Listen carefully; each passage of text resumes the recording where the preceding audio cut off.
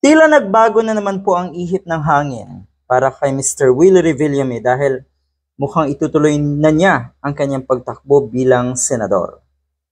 Ang nakikita po ng mga kababayan natin dito ay posibleng ang nag-i-influence ay yung mga nasa paligid nga na si Willie Revillame, inuudyukan siya na ituloy ang pagtakbo sa Senado.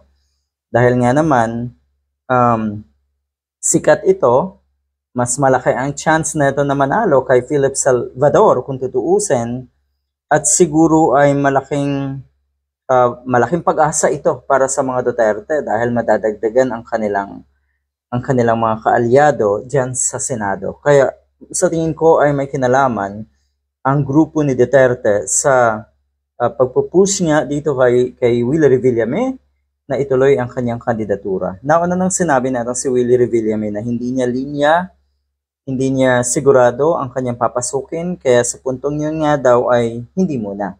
Pero ngayon, eto po, merong panawagan etong si Mr. Willie Revillame. Ito po ay sinishare natin para ipaalam sa mga kababayan natin na hindi sapat ang kasikatan.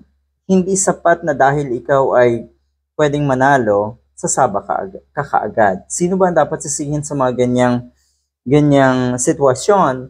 Yun nga, yung madalas kong sabihin na yung mga tao nasa paligid ng isang kandidato katulad ni Mr. Willie Revillame na nag-uudyok at tila ba binibilog ang ulo niya at pinaniniwala pa rin na siya ay pwedeng maging senador kahit sa sarili niya mismo, alam niya na hindi niya kaya.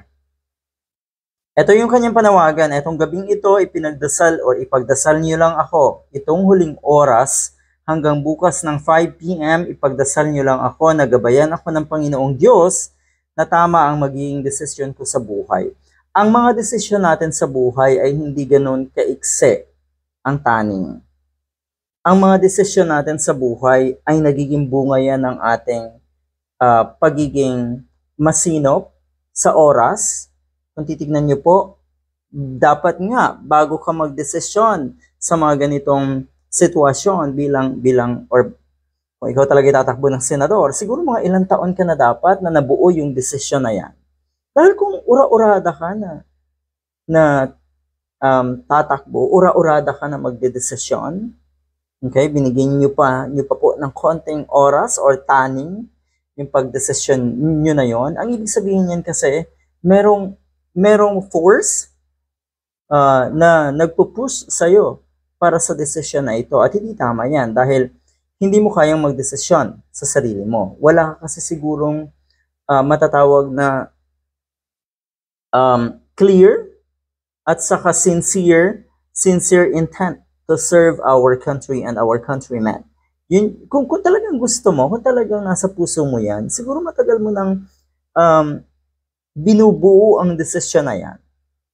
Okay? At etong short period of time, abay, dinamay niyo pa daw po ang Diyos dito. Kasi sabi niyo, yun nga, gabayan daw ng Panginoong Diyos ang kanyang desisyon.